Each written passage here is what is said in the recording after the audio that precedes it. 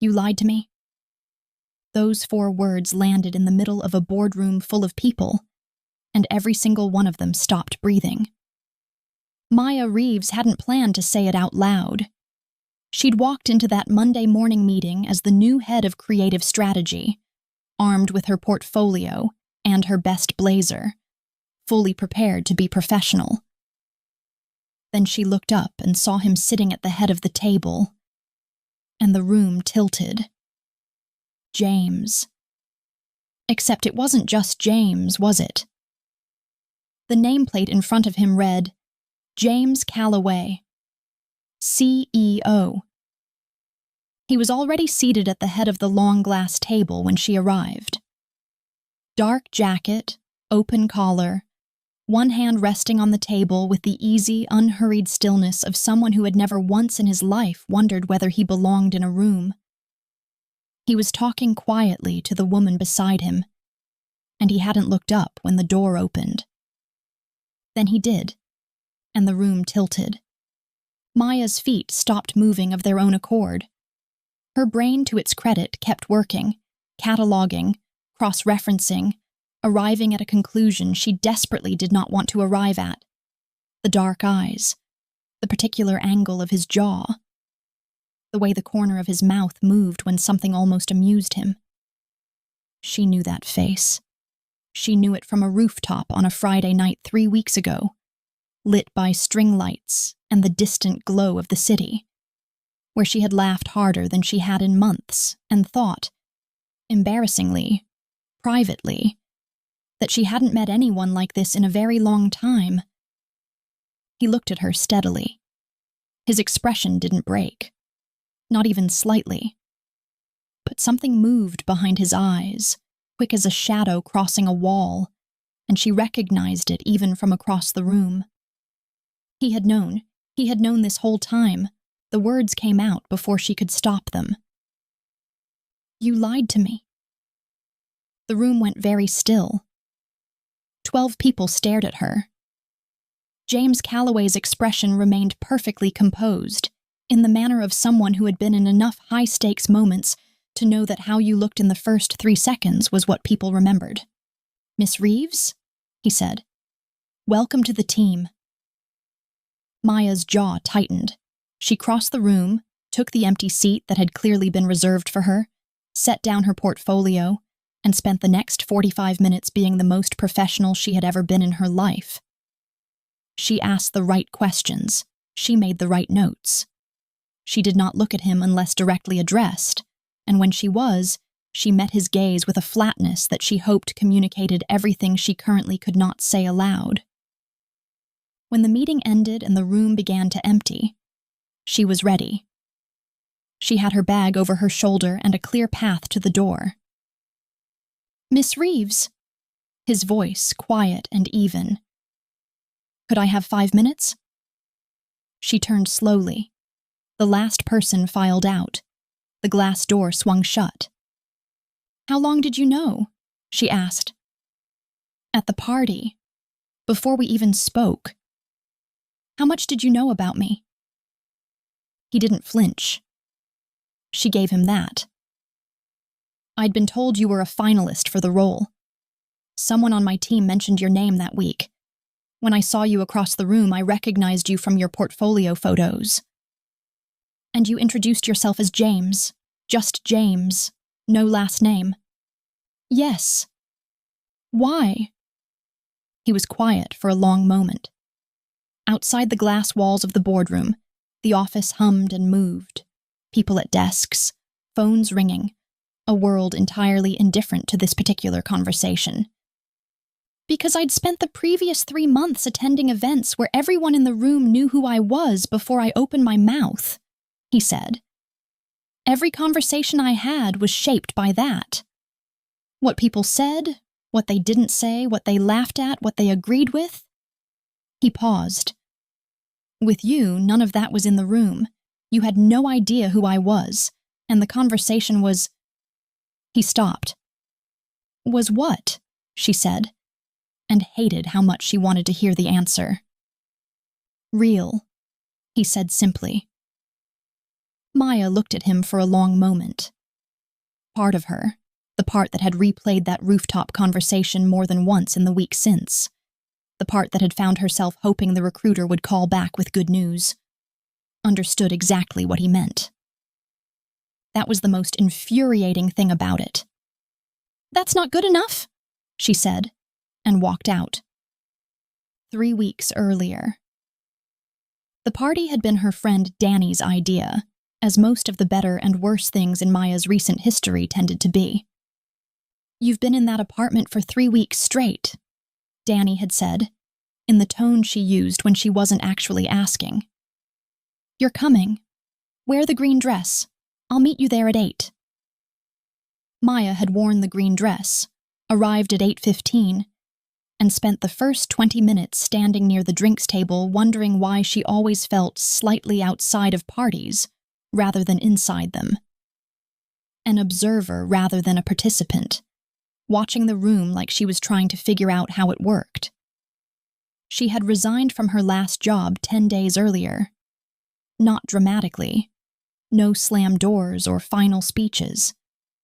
She had simply reached the end of a long road of being underestimated, handed projects that were beneath her, and watching ideas she'd raised in meetings appear 3 months later as someone else's initiatives. She'd handed in her notice on a Thursday afternoon, gone home, and slept for 11 hours. She was, by the night of the party, in that strange, quiet state that follows a big decision. The storm had passed, the air was clean, and she hadn't yet figured out what came next. She was on her second glass of wine, watching the city lights from the rooftop railing, when someone sat down on the ledge beside her. "You look like someone who just got away with something," he said. She turned. Dark eyes, easy smile, the air of someone who was entirely comfortable and making no effort to prove it. "That obvious?" she said. "You've smiled at your glass 4 times in the last 10 minutes. Either it's very good wine or today was a very good day." "It's decent wine," she said. "And it wasn't today exactly. It was more like the last 10 days. Good 10 days or difficult 10 days? Both. The kind where something ends and you're not sure yet whether you're relieved or terrified." He nodded, like he understood that feeling specifically. "What ended?" "A job I'd outgrown about a year before I actually left it." She glanced at him. "You?" "I'm here because a friend told me I needed to spend more time in rooms that weren't my office." He looked out at the city. She was probably right. Probably. He smiled. "Definitely. I just find it hard to admit." His name was James. Just James. When she'd asked, he'd shrugged off the last name with a grin and said, "Let's save something for later." And she'd laughed and let it go, because it seemed like playful deflection and not like concealment. In her defense, she had no reason to look for concealment. Normal people didn't introduce themselves by their last name. Normal people didn't have anything to hide. They talked for 2 hours. Not the surface-level party conversation of backgrounds and job titles. They sank quickly past all that into the kind of exchange that happens rarely and always unexpectedly, where both people are somehow willing to say the true version of things rather than the acceptable version. They talked about cities. She'd grown up in Atlanta, moved to New York at 22, arrived in Chicago at 28, and was still deciding whether Chicago was a destination or a detour. He said he'd moved around enough to know that a city was only as interesting as what you brought to it and what you let it change about you, which she thought was either very wise or the kind of thing that sounds wise at a rooftop party at night. She told him about the job, not the sanitized version, the real one, including the particular humiliation of watching a campaign she'd built from scratch get presented to a client under her manager's name while she sat in the second row and smiled. He listened in a way that was rare and noticeable, the way you can tell when someone is actually receiving what you're saying rather than just waiting for you to finish. "What did you do?" he asked. I smiled through the meeting, went back to my desk, wrote my resignation letter, went home and ordered Thai food. No confrontation. I've learned that confrontations in those situations rarely go the way you picture them going. The important thing was leaving, so I left. He looked at her with an expression she couldn't quite read. That takes more courage than a confrontation, actually. She wasn't sure she believed that, but she appreciated the thought. "What do you do?" she asked. "That keeps you in your office too much." He smiled at that. "I run a company. Creative industry mostly, brand strategy, advertising, that kind of space." He paused. "It's the kind of work where you can always find a reason to stay late. There's always another decision to make." "Do you like it?" "On the days it's working, yes, genuinely." "And on the days it isn't?" I remind myself why I started it. "Why did you?" He thought about it.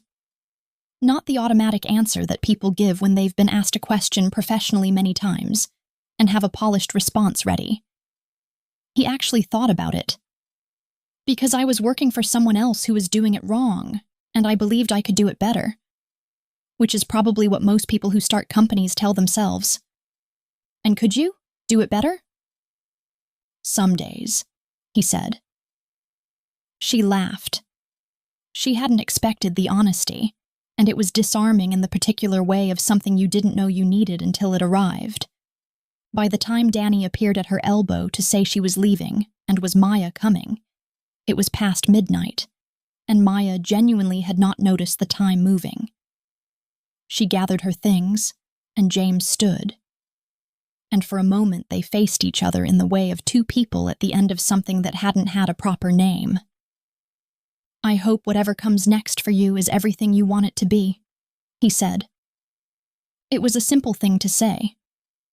She thought about it for the better part of 3 weeks. The architecture of an office. The offices of Callaway Creative occupied the top 4 floors of a building on Michigan Avenue, all glass and clean lines, and the particular aesthetic of a company that understood that the space you worked in was itself a statement about who you were. Maya had walked through the doors on her first morning feeling, despite everything that had happened in that boardroom, a complicated flicker of something close to excitement. She had wanted this job before she'd known who ran the company. She had wanted it on its merits, for what it offered, and what she believed she could build within it. One difficult revelation was not going to take that away from her. She had a team of 6, all talented. She could see it immediately, in the specific way that talent in a creative team announces itself not through credentials but through how people talk about problems. They were cautious with her at first, the way any team is cautious with a new leader, waiting to see who she actually was before deciding whether to trust her. She understood that. She'd been in the same position from the other side. She poured herself into the work. There was a pitch due in 3 weeks for a new client in the luxury hotel sector, and the existing concept was fine, competent, safe, the kind of campaign that would earn a polite nod and nothing more. Maya took it apart and rebuilt it around a central idea that was riskier and sharper, and the team, to their credit, rose to meet it. Within a week, the energy in her corner of the office had shifted from cautious to genuinely engaged, the kind of shift that happens when people start to feel like the work actually matters. She saw James Callaway in passing, in corridors, in the elevator, across the open floor. He was unfailingly professional. He didn't seek her out or create reasons to stop by her team's area. If they passed each other, he would acknowledge her with a nod. Not cold, not warm, simply appropriate. And she would do the same, and they would continue on their separate ways. It was fine. It was exactly what she'd wanted. It was also, if she was being honest with herself, slightly maddening. not because she wanted something else from him. Or, not only that. It was more that the version of him she kept encountering in the office was a different creature from the man on the rooftop, and the gap between those two things sat in the back of her mind like an unresolved note at the end of a song.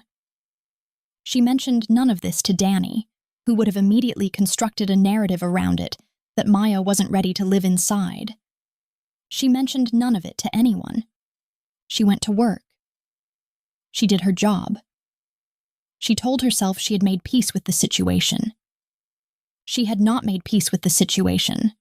The rumors. Every office has its own ecosystem of information. Not gossip, exactly, which implies pettiness, but the organic movement of known things through a community of people who spend most of their waking hours in close proximity. Maya, having worked in enough offices to understand this, listened more than she talked in her early weeks at Callaway Creative, and what she heard was instructive. James Callaway was respected, she gathered, in the particular way of someone who had built something real from nothing. The company had started 12 years ago as a 3-person operation in a shared workspace. James, a creative director named Ellis, who'd since retired, and an account manager called Tara, who still worked there and had a particular way of looking at things that told you she'd seen everything at least twice. It had grown through a combination of genuinely good work and his ability to make decisions quickly when other people were still gathering information. He was known to be direct. Not unkind, but direct. And people seemed to appreciate knowing exactly where they stood. He was also, she gathered, genuinely good at the work. Not just the business of managing it, but the creative substance of it.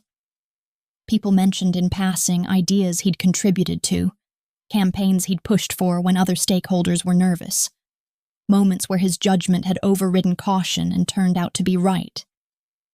He was also, she gathered, someone with a history. It came in fragments, the way these things always do. A comment from a colleague here, a knowing look there, the particular silence that falls when someone's name is mentioned in a context slightly too personal for the workplace. James had been in a long relationship that had ended about 18 months ago. Badly, from what Maya could piece together, though badly was relative and the details were vague. Since then, there had been a pattern, not scandalous, nothing that would make headlines even in the narrow world of office mythology, but a pattern nonetheless. Women he was interested in, for a time, then not. Maya absorbed this information without reaction, the way she had learned to absorb information that touched on things she was trying not to think about. She filed it under noted and continued her week. She also, and this was perhaps the more honest admission, began paying attention in meetings in a way she hadn't initially planned to. Not to him, specifically. To the room. Because she was new and because reading a room quickly had always been one of her better skills. And because the best way to understand a company's culture was to watch what happened when the most senior person spoke and notice who in the room actually listened and who merely performed listening. What she found at Callaway Creative was not what she'd expected. The meetings ran in a direction she recognized from the best places she'd worked, away from hierarchy and toward the idea, whoever had it. James asked questions rather than making pronouncements. When someone junior said something good, he said so and meant it. And she watched the energy in the room shift each time, the small brightening of someone being taken seriously. He disagreed when he disagreed, clearly and without drama, and moved on. She did not want to admire this. She admired it anyway. It was her colleague Priya who said the thing that actually landed. They were eating lunch at the long communal table on the 3rd floor. Priya had been at the company for 3 years and had the quality of someone who had decided to be genuinely helpful to new people because she remembered what it felt like to be new. They had fallen into the easy cadence of people who have discovered, mid-conversation, that they find each other interesting, and they were talking about nothing in particular when Priya said, in the offhand way of someone sharing a small and harmless piece of context, "He's careful about who he brings into his orbit, James. But once you're in it, you notice it. He actually pays attention, which sounds like a small thing, but in this industry—" She shook her head. "Anyway, I'm sure you've seen it." Maya looked at her carefully. "Seen what?" "He's different in the meeting since you joined." Priya picked up her fork. "More engaged. I don't know. Maybe it's just the pitch." Maya went back to her salad and thought about that for the rest of the afternoon. She thought specifically about what it meant to be in someone's orbit. Whether it was a privilege or a warning. Whether the women who had been there before her had thought it was the former and found out it was the latter. She had been in enough situations in her professional life where being noticed by someone powerful had turned out to be more complicated than useful, and she had the healthy skepticism of someone who had learned that lesson more than once. And yet, she also knew the difference between the feeling of being watched and the feeling of being seen. One made you smaller. The other did the opposite. She was not ready to decide which one this was. She filed it next to noted and went back to work. The late night.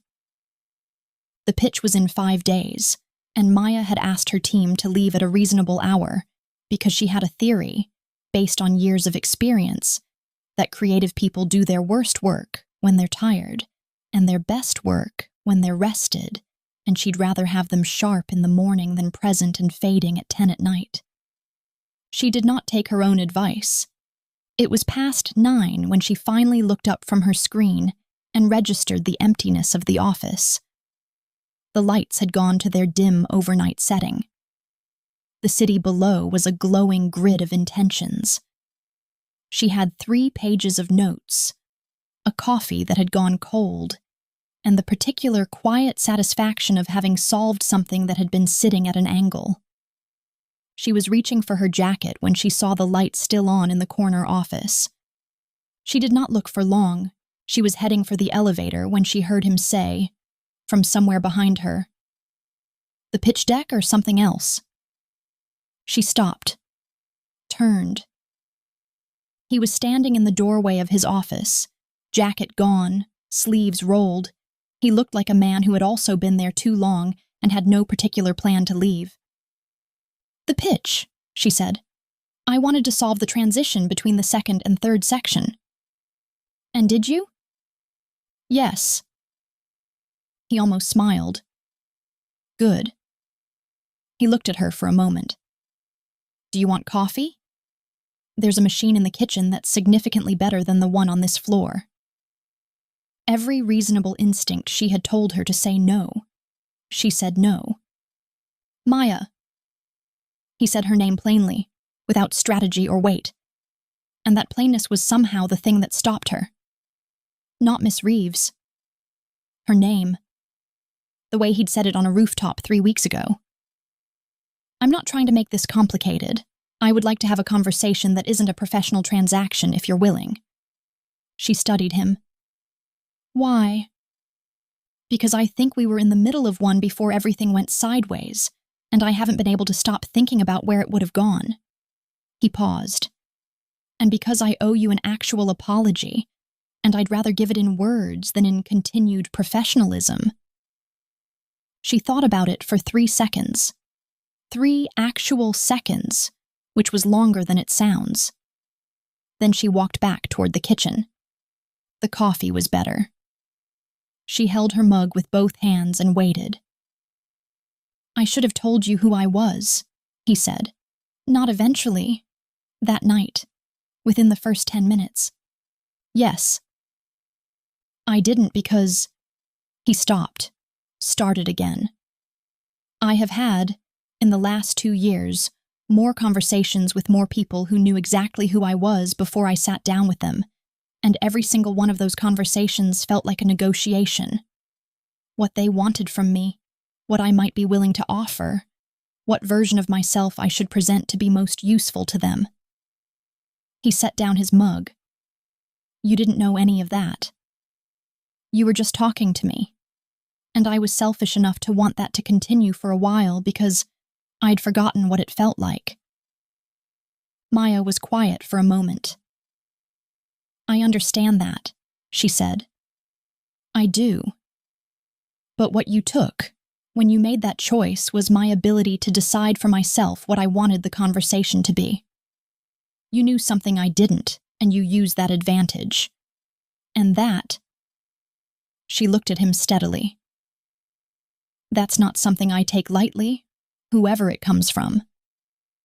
He held her gaze. I know. I'm not asking you to take it lightly. What are you asking? He thought about it. For the chance to be someone you chose to know, instead of someone you happened to meet before you knew enough to decide. The office was quiet around them. Somewhere outside, the city went on with its business, entirely unconcerned. Maya picked up her coffee. You know what the strange thing is? She said. Tell me. The thing that upset me most wasn't finding out who you were. It was realizing that the conversation we had, the one I kept thinking about, wasn't something that could exist on neutral ground. There's always going to be the fact that you're the person who built this place and I work in it. That's not a small thing. No, he said, it's not. So even if I wanted to simply start again, it can't be simple.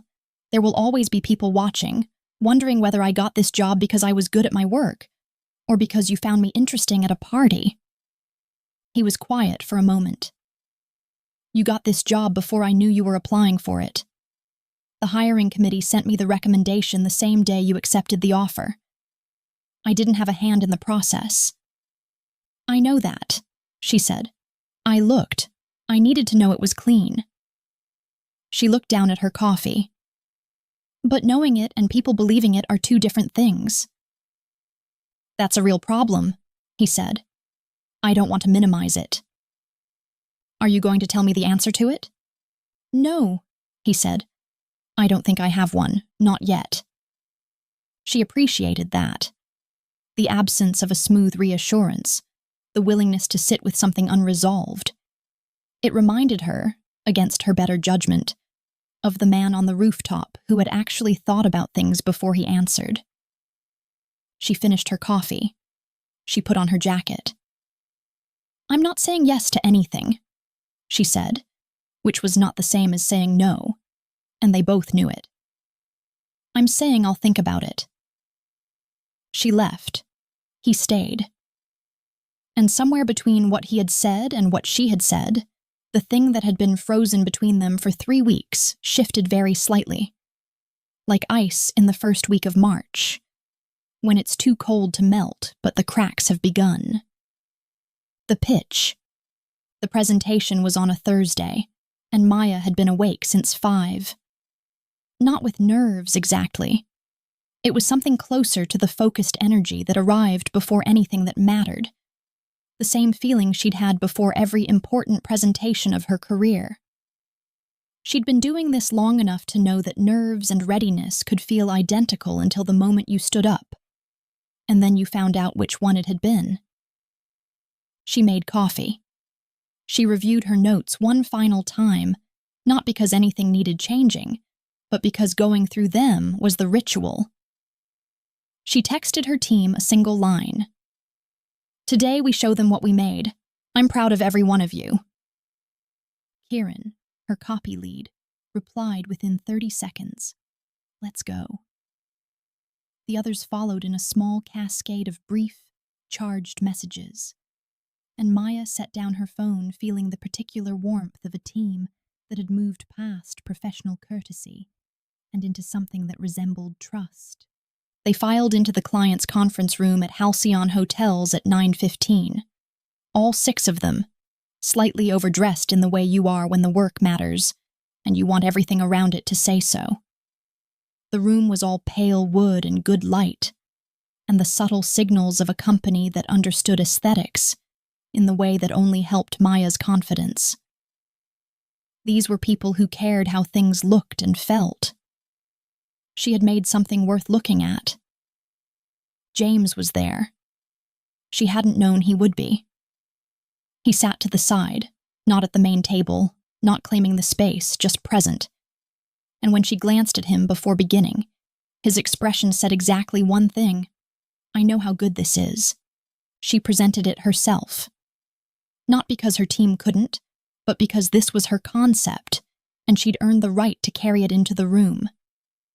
She had killed the safe version 3 weeks ago. That version was competent, careful, the campaign equivalent of a polite handshake, and replaced it with something that asked the hotels to stop marketing themselves as places people went to escape their lives, and start positioning themselves as places people went to remember what their lives were for. The difference was subtle on paper and enormous in execution. It was the difference between selling a bed and selling the reason to lie in it. She laid it out clearly and without apology, moving through each section at a pace that trusted the room to keep up.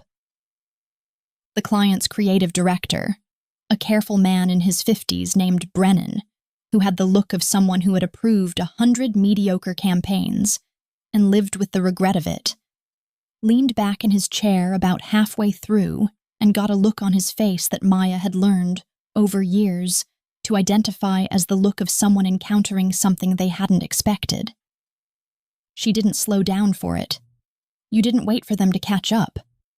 You kept moving and let the work make the argument. They asked 6 questions. Good questions? The kind that assume you've already won and are now figuring out how to build. Maya answered 4 directly, and directed 2 to members of her team, not because she didn't know the answers, but because half of those ideas were theirs, and they had sat in rooms at 10:30 at night making them better, and they deserved to be in this room for the payoff. Brennan looked at his deputy at the end, and something passed between them. Brief, silent, the shorthand of people who have worked together long enough to have a private language. "We'll follow up by Monday," he said, and shook Maya's hand. They followed up before the team reached the lobby. The message came through on Maya's phone as they were waiting for the elevator. "We'd like to move forward. Can we schedule a kickoff next week?" She stared at the screen for exactly 2 seconds. Then she looked up at her team. "We got it," she said. In the elevator on the way down, someone started laughing. Kieran, the quietest one, which made it funnier. And then they were all laughing in the slightly desperate way of people releasing something they'd been carrying for 3 weeks. Maya stood in the middle of it and felt something she hadn't felt in a very long time. The specific, clean satisfaction of having built something from conviction rather than caution, and having the world confirm that the conviction was right. James was waiting in the lobby. He had come downstairs, which he hadn't needed to do. He could have sent a message or waited until the team was back in the office or said nothing at all, and let the result speak for itself. He was in the lobby. "Congratulations," he said. To all of them, clearly, and then his eyes found Maya and stayed there for a moment. That was exceptional work. There was no hidden message in it. No professional doublespeak or weighted subtext. Just the straightforward acknowledgement of one person who understood the difficulty of what had been accomplished to another who had accomplished it. "Thank you," she said, and meant it. On the walk back to the office, Priya fell into step beside her. "He came downstairs," she said, in a tone that was not a question. "He was being supportive of his team," Maya said. Priya made a small sound that communicated, very efficiently, a complete opinion. Maya kept walking. "Dinner." She said yes 3 weeks after that. Not to a grand gesture. There was no grand gesture. There was a Tuesday afternoon when he appeared in her office doorway and said very simply, "I know I don't have the right to ask this yet." But would you have dinner with me? Not as anything other than what we are right now. Two people who were having an interesting conversation 3 months ago and never got to finish it. She looked at him over the top of her glasses.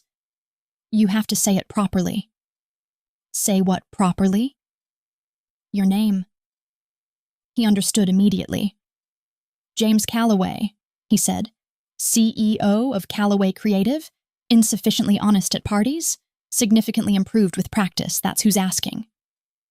She almost smiled. Okay, James Calloway. They went to a restaurant in Wicker Park.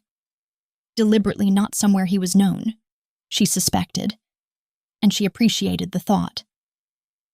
They sat across from each other with menus they barely looked at, and the slightly formal atmosphere of two people who had been waiting for something and aren't quite sure how to begin now that it's arrived. She broke it. Can I ask you something honestly? I would prefer that, he said. When you found out I was applying for the job, what did you think? He considered it. Honestly? My first thought was that it was going to be complicated. My second thought was that your portfolio was remarkable, and it would be wrong to remove you from consideration for reasons that had nothing to do with your ability. He looked at her. My third thought was that you'd probably find out who I was and be furious. You were right about the third thing. I usually am about the things I dread. She laughed at that, despite herself, and the formality of the evening cracked and let the air in. They talked the way they had on the rooftop, past the surface and into the real territory, the things people don't usually say to each other until they've been together long enough to believe the other person won't use it against them. He told her about the relationship that had ended 1.5 years ago. Not bitterly, but honestly, with the kind of assessment of his own failings that required either a very good therapist or a lot of genuinely uncomfortable self-examination. He said he'd been so focused on the company for so long that he'd stopped being present in the room with the person he was supposed to be present for. And by the time he'd recognized what was happening, it was too late to undo it. Do you regret it? She asked. The relationship or the way it ended? Both. I regret the way it ended, yes. I don't regret what I learned from it. He turned his water glass in his hands. What about you? You mentioned in passing that you'd moved to Chicago. Was that about a person or about a job? Both, she said. They were the same person for a while. The kind of situation where your professional ambitions and your personal ones get tangled up with someone else's, and then they untangle and you have to figure out which parts were actually yours. And what parts were yours? Chicago, she said. The work. The idea that I could build something I was actually proud of. She looked at him. Those things turned out to be mine. He was looking at her with an expression she was starting to be able to read, the careful attention of someone who did not take things lightly, who would remember this conversation in detail in 3 weeks. There was a particular kind of weight to being seen that clearly by someone, and she had been wary of it for a long time without fully understanding why. She understood it now. It was because being seen that clearly meant the hurt, when it came, would be proportionally larger. You couldn't be seen accurately by someone and then have that person turn out to be careless with what they saw. The risk was direct. No armor. I want to tell you something, she said, and I want you to actually hear it. I'm listening. I'm not someone who makes decisions based on what might be. I make them based on what is, and what is right now is this. I don't know you well enough to trust you, and I know you well enough to want to. That's uncomfortable. I'm not entirely sure what to do with it. He was quiet for a moment. What would you need? To move from one side of that to the other. Time, she said. Honesty. You telling me the true version of things before I have to ask. She looked at him. And I need the work to stay clean. I need my team to know beyond any doubt that everything they get and everything I get is based on the merit of what we produce, not on anything else. Done, he said. Not quickly, not the automatic agreement of someone promising what they think you want to hear. He said it with the deliberateness of someone making a commitment they intend to keep. And the rest, the time, the honesty, I'm asking you to let me try. She picked up her glass. I'm letting you try, she said. Don't make me regret it. He didn't smile exactly, but something in his face settled, like something that had been braced against impact finally allowed itself to rest. I won't, he said. The space between. What came after was not a movie. Maya had spent enough time in the world to be deeply suspicious of the version of romance that moves in clean, accelerating arcs toward a predetermined conclusion, and she was not going to build something on that architecture. What came after was real, which meant it was slow and sometimes awkward and occasionally frustrating, and also quietly, persistently wonderful, in a way that crept up on her before she was ready for it. He called when he said he would. He showed up when he said he would. When he disagreed with her about something.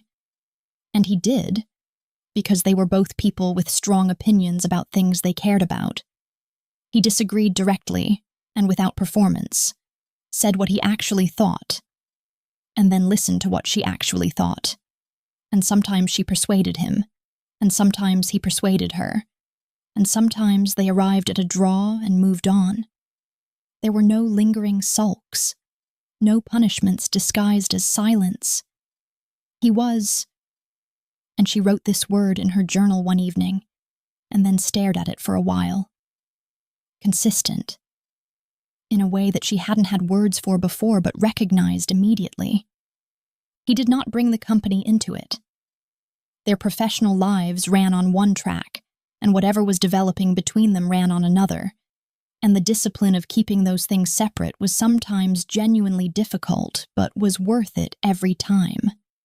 In meetings, he challenged her ideas the same way he challenged everyone's ideas. In the office, she addressed him the same way she addressed the other senior leadership. If someone had been watching only the work and not the people doing it, they would have seen nothing unusual. Two professionals who respected each other's thinking. It was a clean arrangement, and it was clean because they had both decided it would be, and had kept deciding it every time it would have been easier not to. What she hadn't anticipated was this. She liked his mind. She had been prepared to be attracted to him. She was already, had been from the rooftop, she was honest enough with herself about that. She had been less prepared for the specific pleasure of arguing with someone who did it well. He had a way of finding the flaw in an idea not by dismissing it, but by asking the one question that required you to defend the thing you'd been quietly avoiding. It was infuriating, and it made everything better. And she had started, without meaning to, doing the same thing to him, and she could tell from the quality of his attention when this happened that it was equally infuriating and equally useful. They had dinner on Saturday evenings, and sometimes they talked until 11:30 without noticing. She met his friend Marcus, who was large and loud and deeply loyal, and regarded Maya with the particular scrutiny of someone who had watched his best friend through a difficult year and was not willing to stand by for another one. Maya liked him immediately. She suspected the feeling was mutual, though Marcus would not have admitted it for at least 3 more months. She also noticed the things that were harder. There were evenings when James went quiet in a way that had nothing to do with her, when whatever weight he carried in the role would settle over him, and he would be present, but not fully there. She learned not to push at those moments, and he learned to say simply, "I'm in my head tonight," rather than pretending otherwise. That small habit of honesty, 3 words instead of a performance of fine, was something she found herself thinking about when she was trying to articulate to herself why this felt different from things that had come before. The things that came before had contained a great deal of performing fine. She told Danny on a Sunday afternoon, over coffee in the apartment Danny kept aggressively, cheerfully warm even in March. Danny listened to the whole story without interrupting, which meant she considered it serious, and then said, "Okay. First of all, I knew something was up at the party. I saw the way you were looking at your phone for 2 weeks after. Second of all, do you like him?" I said I was cautiously optimistic. "Maya, you drove 40 minutes to tell me this in person when you could have called.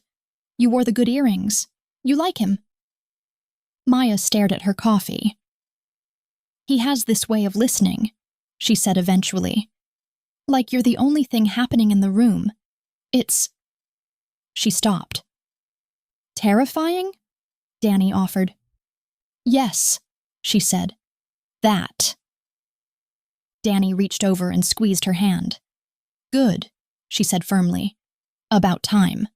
On the drive home, Maya put the radio on low and let the city move past the windows and thought about what Danny had said.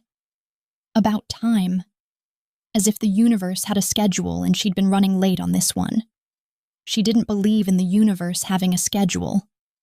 She believed in choices, in the accumulation of small decisions, each one making the next one easier or harder, and the whole chain of them adding up to where you found yourself on a given Sunday in March.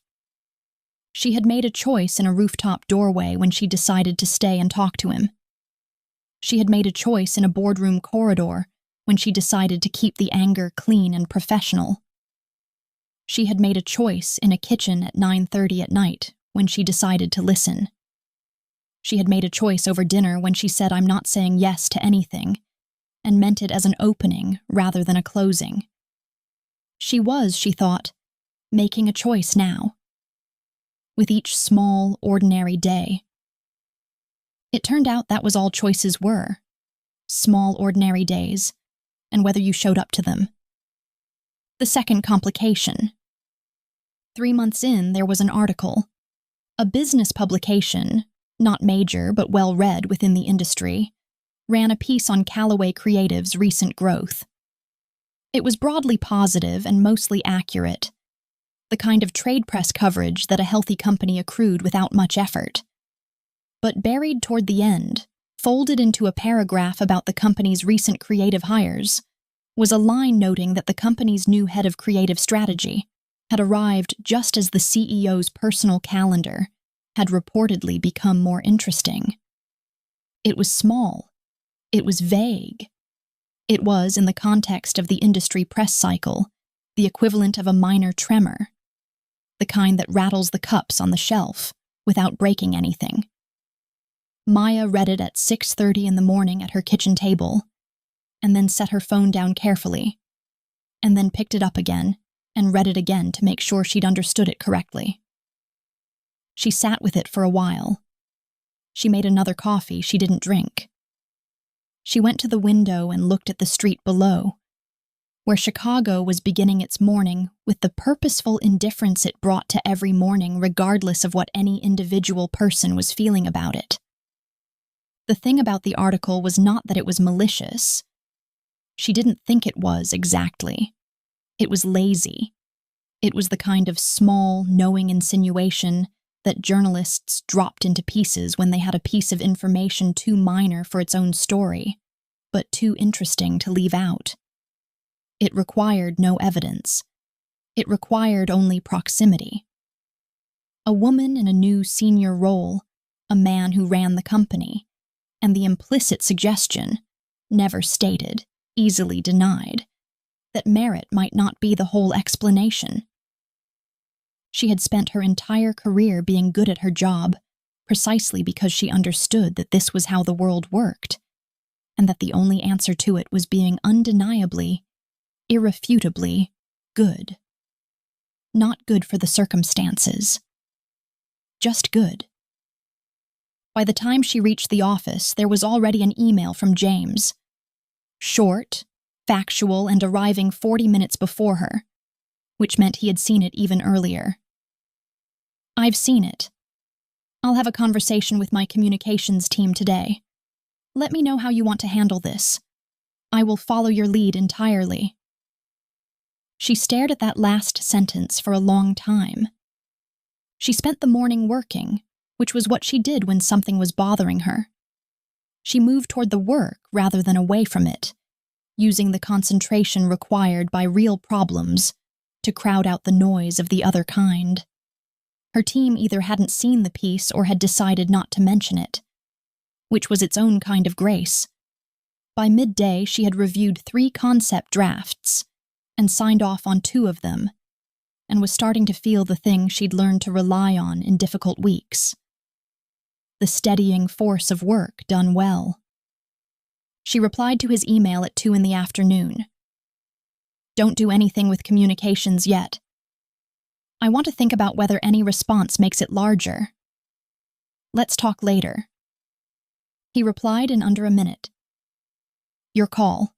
I'll be here." James found her in the late afternoon, not in her office.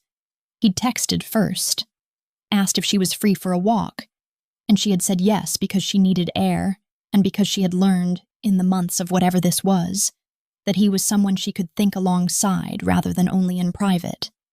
They walked along the river, which was doing what the Chicago River does in early spring, looking gray and vaguely determined, not quite thawed, not quite committed to anything. Neither of them spoke for a moment. A boat moved under the bridge. A jogger passed them at speed, headphones in, entirely elsewhere. "Tell me what you're thinking," he said. "I'm thinking that I knew this was a possibility when I agreed to this," she said. "I'm not surprised. I'm annoyed. There's a difference." "You could tell me it's not worth the trouble," he said. His voice was even. No plea in it. He was simply making the offer, the way he had a habit of making the difficult offers, and then standing back to let her take them or leave them. She glanced at him. "Is that what you think I'm going to say?" "I don't know. I wanted to give you the room to say it if you needed to." She thought about that. The thing about James Calloway, she had come to understand over the past months, was that he consistently did the harder version of the right thing. Not the easier version, the actually harder one. Creating space for her to leave when most people in his position would have applied gentle pressure to stay. Telling her difficult truths when comfortable fictions were available. Following her lead when his instinct was probably to manage and contain and resolve. It was not a small thing. She had known enough people, personally and professionally, who could not do it, who found the space between what they wanted and what someone else needed too narrow to navigate. "I don't need to say it," she said, "but I want us to be honest with each other about what this means going forward." "Tell me." "It means I'm going to have to be twice as good at my job to be seen as half as credible by certain people," she said. "Not by everyone, but by enough people that it matters in rooms I need to be taken seriously in. That's not your fault. I'm not making it your problem to fix. But it's true. And I need you to know that I know it. Because if we're building something honest, that's one of the things that has to be on the table." He was quiet beside her. The river moved.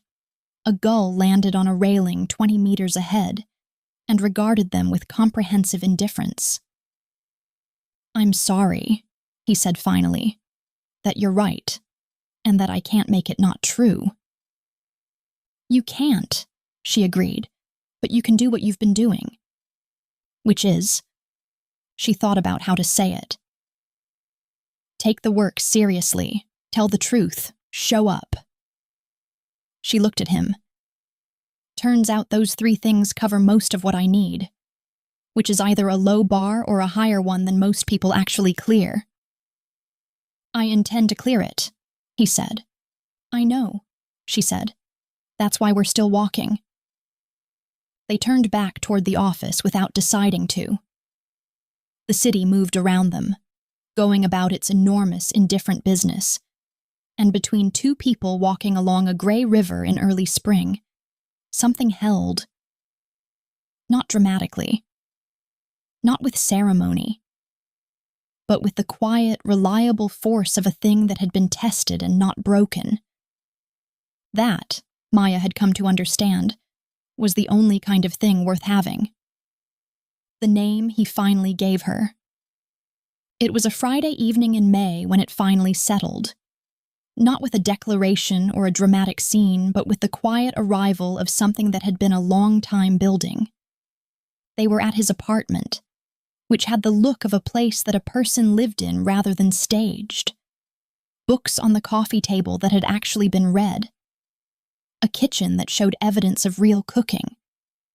A plant by the window that was thriving through what Maya suspected was sheer stubbornness rather than expert care. She had started to feel comfortable here in the specific way that takes a long time and can't be hurried. The way you feel comfortable in a place that allows you to be quiet. She was reading on the sofa. He was working on something at the kitchen table, a decision brief he'd mentioned needed finishing before Monday. And the apartment was full of the kind of silence that two people build together over time, the kind that is not absence, but presence. The windows were open to the kind of evening that makes you believe in the city all over again after a long winter. May in Chicago, when the air finally came in warm and the lake glittered 2 miles east, and the whole city seemed to exhale the breath it had been holding since October. She looked up at some point and realized she was entirely comfortable. Not just comfortable, settled, in the specific way of someone who has stopped bracing for the floor to shift. The guard that she had carried so habitually she'd stopped noticing its weight was not up. She had put it down at some point in the last few months and not picked it back up. And she hadn't noticed until this moment, looking at a man who was frowning at a document and turning a pen in his fingers. The small line between his brows that meant he was thinking through something difficult. She knew that line now. She knew what it meant and what it didn't mean, and when to speak and when to leave him to it. She knew how his voice changed when he was tired versus when something was bothering him. And she knew which of those required her attention and which needed only patience. She knew his order at the coffee shop 2 blocks from her apartment, and he knew hers. And there was something in that small, ordinary knowledge, the accumulation of it, the way it built without announcement, that felt like more than it should. She looked at him across the room and felt something that she did not have a word for yet. Or rather, she had a word for it, and had been deliberate about not using it, because the word was the kind that changed things and she wanted to be sure before she let it change them. She was a person who did not say things she didn't mean. She did not offer things she wasn't prepared to give. She was, she thought, becoming sure. "James," she said. He looked up. "Thank you for telling me your last name." He was still for a moment. Then the slow, real smile came. Not the polished one he wore in meetings. Not the careful one he used in public. But the one that arrived when he wasn't performing anything at all. The one that made him look like the man on the rooftop who had sat beside her and asked about her glass of wine. "It's a good name," he said. "I should have led with it." "You should have," she agreed, "but you didn't, and we're here anyway." "We're here anyway," he said. Something in his voice when he repeated it made it mean more than the words. She held his gaze for a moment. "I think I'm glad about that last part." "Which part?" "The anyway part." She went back to her book. "Just so you know." He looked at her for a moment. The look she'd come to understand as the one that meant he was taking something seriously, putting it somewhere careful. Then he went back to his document. She turned a page she had not read. Outside, the city went on with its long, beautiful, indifferent business. The light changed to the particular gold of a May evening. She read 3 sentences and retained none of them and didn't mind at all. Later, he made dinner. Pasta, nothing elaborate, with the focused ease of someone who cooked because he found it restorative and not to impress. They ate at the kitchen table with the laptop moved aside and the windows still open. They talked about small things and then large things in the way they had fallen into. No clear border between them, just the conversation moving wherever it needed to go. She told him about a call she'd had with her mother, who was proud and also confused about what exactly her daughter did for a living, and he laughed in the way that meant he understood both parts equally. He told her about a mistake he'd made in the company's early years. A client he'd taken on against his instincts because the money was useful, and what had happened when the instincts turned out to have been right. And she listened in the way that meant she was not filing it as information, but as something more personal, an offering. The evening went long. It always did these days. When she left at the door with her bag over one shoulder, she paused. He was leaning in the doorframe in the way of someone who was not in a hurry for the evening to end. "Same time next week?" she said. "I'll make reservations somewhere," he said. "Unless you'd rather just be here." She thought about it for half a second. "Here," she said. "Definitely here." He smiled. She went down the stairs and out into the May evening, and the city received her warmly, and she walked to her car thinking about nothing in particular and everything at once. The way you think when something has settled, and the settling feels right. The thing about secrets. There is a particular kind of secret that people keep not to deceive but to protect something fragile. A moment, a feeling, a version of themselves that the world's knowledge would change the instant it arrived. It's a selfish kind of secret. Most secrets are. But selfishness is not always cruelty, and the line between protecting something and taking something is thinner than it looks from the outside.